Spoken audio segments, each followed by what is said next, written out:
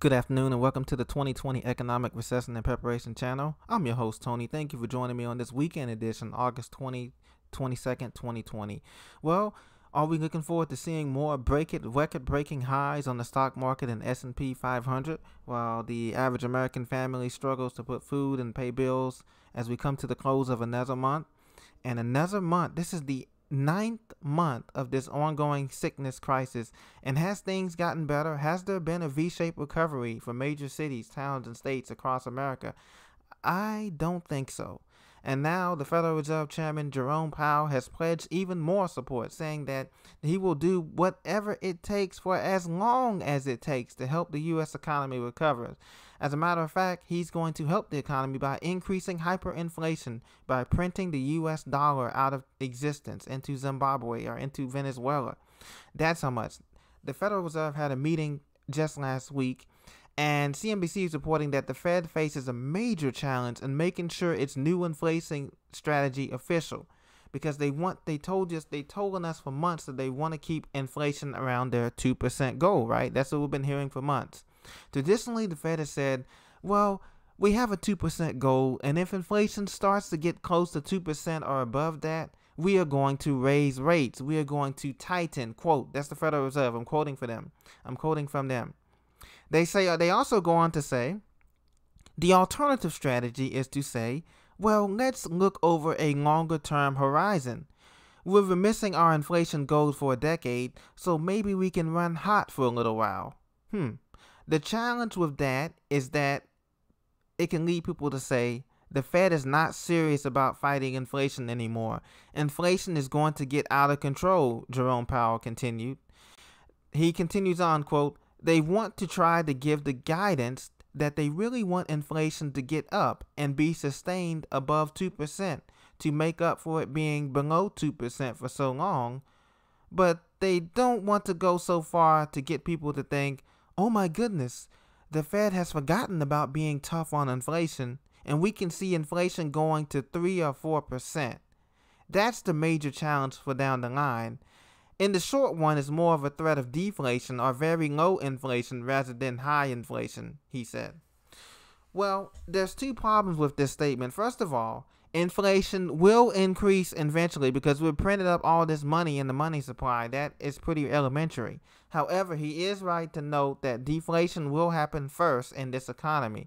There will be a deflationary crisis and a liquidity crisis, which you see now with the banks. They're going to dry up cash and credit, and that's going to create a crisis crunch for most Americans and most small businesses who are already reading from the shutdowns, from this whole sickness shutdown that's been going on.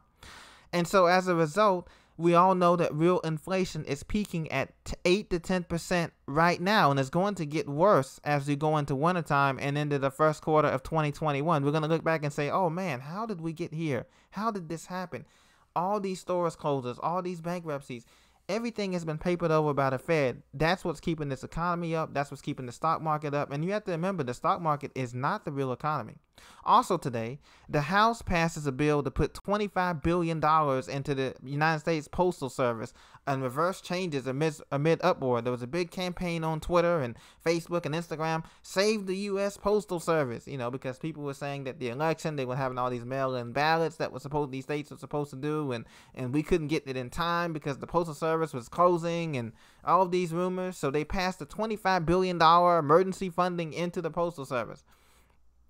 So not only does government has to rescue businesses that are too big to fail, now they have to rescue their own organizations that are too big to fail, independent organizations that are too big to fail. So where is all this money coming from? Where is the recovery when we had to put $25 billion into an antiquated postal service, guys? Where are we getting this money from? And we haven't got the money from other places. We're going to get it from you and I. They hope to raise the taxes on these city-state property taxes. All of that is coming to raise money on us. They're going to squeeze blood out of a turnip once this economy takes a downturn from the worst. And it doesn't matter if Joe Biden gets in or not. It doesn't matter. This is coming to America right now. So stocks could go to 30,000. They can go to 40,000. It doesn't matter. That's what happened in Venezuela. That's what happened in Turkey, my friends. That's what happened in Zimbabwe. The stock market was going to 60,000, but the real economy, it was a real depression in America.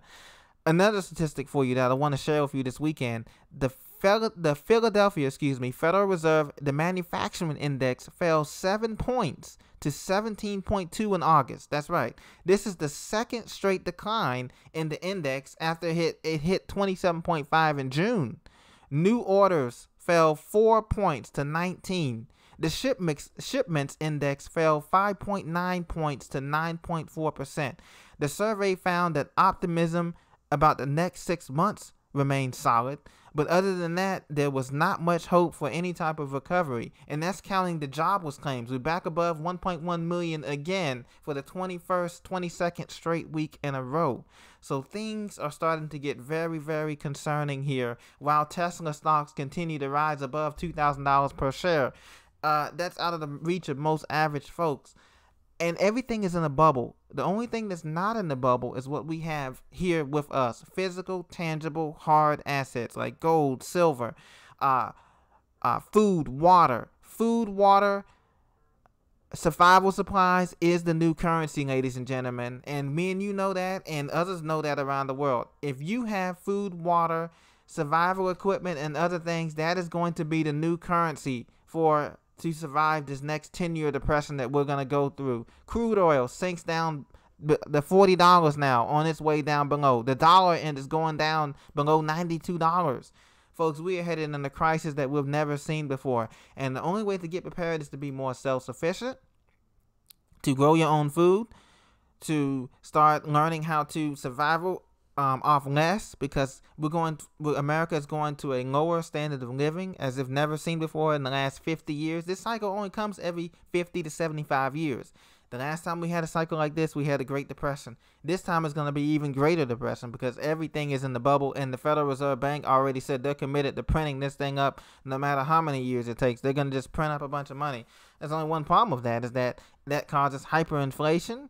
And that also causes a decrease in the standard of living for the average American, for you and I, and for everybody else. No matter if you're on the West Coast, East Coast, Midwest, Southwest, Southeast, it doesn't matter. Everybody's going to be facing this. So we can work together. And I'm committed to not only sharing information with you, but also I'm committed to practicing what I'm preaching. That's why I am committed to teaching survival courses. I'm committed to soaring up as much as I can, not just for myself and my family, but for my friends as well, and for my neighbors, because they're going to come to you. Can you imagine that? Neighbors coming to you, those that are unemployed. We have 60 million people unemployed right now. It is scheduled to peak at over 80 million unemployed, probably by the time we get to next year's summer. So we're going to be looking at a lot of people that's going to be unemployed, even in the digital economy. So they're going to be coming to you and I for help, and how to understand how to process this, because we've gotten so comfortable in these big cities, in our skyscrapers and in our condos and apartments and townhomes and single family big homes and subdivisions, that we haven't felt pain. And other countries are going to be a little bit better off, and as they go through their depression, because a worldwide depression, but as we go through this worldwide slowdown, other countries are going to be a little bit better off because they've already felt the pain. Countries like China, Russia, Cold War countries like India, countries like Turkey, Venezuela, they've been through the pain. Their people are used to a lower standard of living. In America, us 335 million people here strong, we're not used to hard times. We're not used to doing without. We've had it easy for the last 50 years, 55, 60 years since World War II. We haven't had a real conflict or struggle. But now the tides have turned, and that's coming towards us right now. And so, ladies and gentlemen, it is my prayer, it is my hope that you will continue to prepare, whether you're in Chicago, whether you're in New York, whether you're in LA, Denver, Texas, Houston, Dallas, whether you're in Minneapolis, St. Paul, whether you're in a small town, a farm town, or whether you're in America, wherever you're at in America, just get prepared, because we know this cannot end well. When you print up a bunch of monopoly money and that we don't have, and you try to rescue everybody but yourselves first. Remember, when they go on the plane, they tell you to put the mask on yourself first before you put it on others. In America, we haven't put the mask on ourselves. We want to put the mask on everybody else. And that is one of the biggest problems. Selfishness and greed, the love of money by those at the top 1% of this country, has led to the downfall of us all. But that's okay. We can get through it. We can get through this, but it's going to take 10 to 12 years to recover from this depression because of somebody's mishap, some rich folks' mishap, and they wanted to be greedy and take all the money from us. So get prepared, stay prepared, be blessed, guys. This is the weekend. Hope you enjoy your weekend. Get out, get some sunshine, get some exercise, get in the best physical, mental, spiritual health you can be, and I'll see you guys later on Monday. Enjoy your weekend.